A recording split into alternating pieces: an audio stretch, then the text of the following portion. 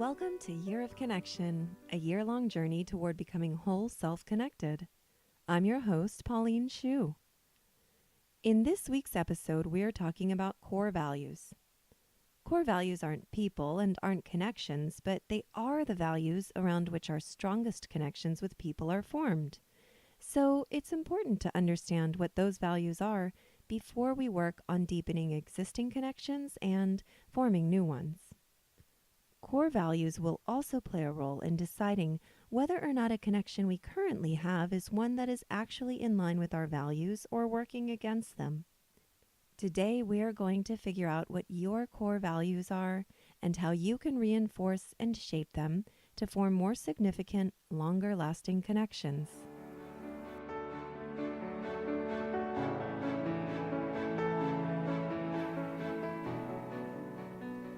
What do you believe in that has nothing to do with the material world? If all your material things were taken away, what are the ideas or beliefs on which you place the greatest importance that, in fact, you couldn't imagine living without? In short, what are your core values? Now, this is certainly not a unique question. I'm sure you've been asked at least some version of it before. Perhaps you've even asked it of others. And if you've already answered that question for yourself, great! Your core values are going to be an integral part of our journey to whole self-connectedness. But if you're still searching for the answer to that question, or you're not certain whether your answer feels right, today we're going to focus on understanding why core values are so critical to our path toward greater connection, as well as on how to feel confident in knowing what yours are. Knowing your core values help you to enhance the best parts of who you are as a person and to work on those parts where maybe you're not being your best person. Knowing, truly knowing without a doubt what those values are makes you stronger as a person because you're anchored in beliefs that are not dependent on material goods or on other people's opinions. Core values belong completely and fully to you, and it's at this internal point, the anchor within yourself and to yourself, where we are going to build. So how do you figure out your core values? Last week, we talked about starting to take notes on your life. No matter the method or material you chose to use for this activity, today we're going to take a look at what you've written so far, with an eye towards starting to pull your core values out of those day-to-day writings. What you're looking for as you go through your notes is common themes that tie your writings together. These themes will form the foundation for determining your core values. Some of those themes might even become your core values themselves. And remember, the themes you choose should not have any dependence on materialism. I'll share a few examples from my own experience. In the previous episode, I mentioned that many of the things I wrote down supported the theme of connectedness.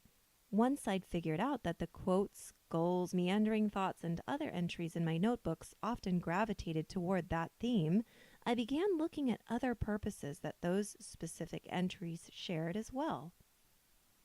One of the examples I gave last week was about how I had written the desire to organize and host a social for fellow moms.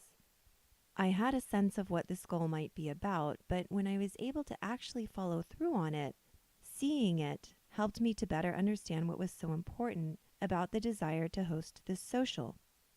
I realized two things. One, that one of my core values is to be a welcoming person who creates the desire to be welcoming in others. And two, the majority of people whom I've invited to that social supported or shared that value. This was a really important revelation for me because it was something that helped me see my core value in action. Another benefit was that I was able to better articulate the difference between what makes a connection and what makes a connection great, and that is creating connections based on core values. Therefore, another suggestion I have, in addition to identifying these common themes in your writings, is to actually execute on one or two of them, just to see whether your expectations match the reality. I also talked last time about how I'd written a goal in my notebook of wanting to organize a crafting circle. Again, this goal fell under the theme of connectedness. Now, I haven't gotten around to actually doing it yet, but you can probably already tell that it also fits with the core value that came out of my last description, to be a welcoming person who creates the desire to be welcoming in others. But there was another level to that particular entry. I also have a lot of quotes peppered throughout the pages of my notebook, and a lot of them, like a number probably bordering on disturbing, are about time. Time heals all wounds. In time, this too shall pass. Time flies over us but leaves its shadow behind. All of these quotes told me that time is important to me. That much was pretty clear. But it wasn't until I paired it with all of the entries I'd made about connecting with others that I realized how time is relevant to my beliefs. I saw that in many cases I was thinking about ways in which I could be productive and help others to be productive too. The concepts of making the most productive use of time, acknowledging the importance and desires of other people's time, and giving the gift of time whenever I can, results in another core value: to live a life in which I respect the preciousness of time. Not everyone will have enough information after only 1 week of note-taking to determine their core values. You might have plenty, but you also might not. Today, though, I'm sharing these examples from my own experience with the hope that when you are ready, these examples will help you to pull out your core values with greater ease. Also, whenever you think you've identified a core value, it's important to ask yourself whether that value anchors you to yourself where you will be unshakable. Core values will be areas in which you're unlikely to bend or change. But remember to keep them positive and make sure that they are descriptive actions. If, for example, I were to say that one of my core values is generosity, that actually doesn't say much about me to you, and it doesn't make it easy for me to act on or reinforce my core values through my actions. On the other hand, if I say that one of my core values is to be generous in my opinions of others, this is actually one of my core values, by the way, then that's a much clearer picture of who I am, and it helps me to figure out how I can go about better enacting and strengthening that value within myself.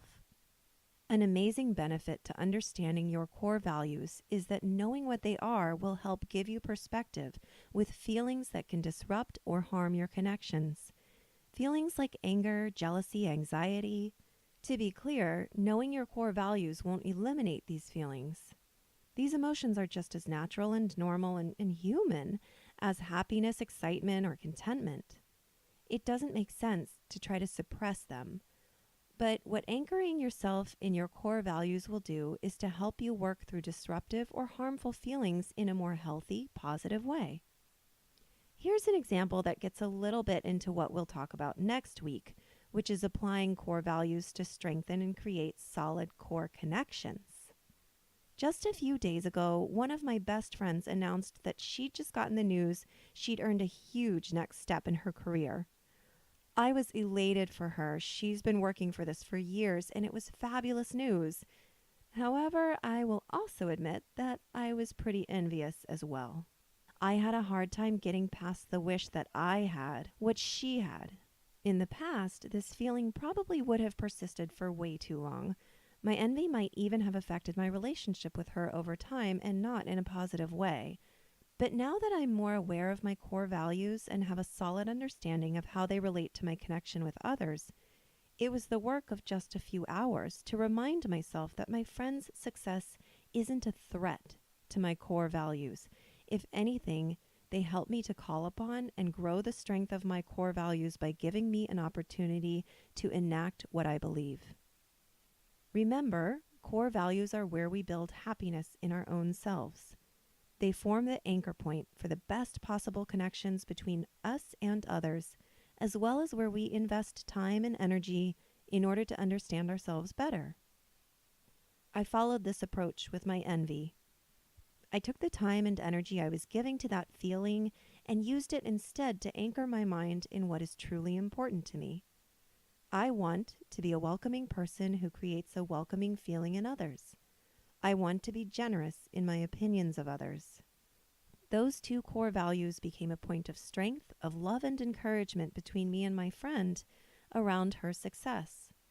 The lure of her success was of material gain, of money and fame. That materialism became less important than the solid core values that influence our friendship. Being anchored in your core values brings a greater calm to your life as well as to your connection with others. And to that end, your action this week is to begin identifying your core values. You can write them in your notebook or wherever you've chosen to keep notes on your life.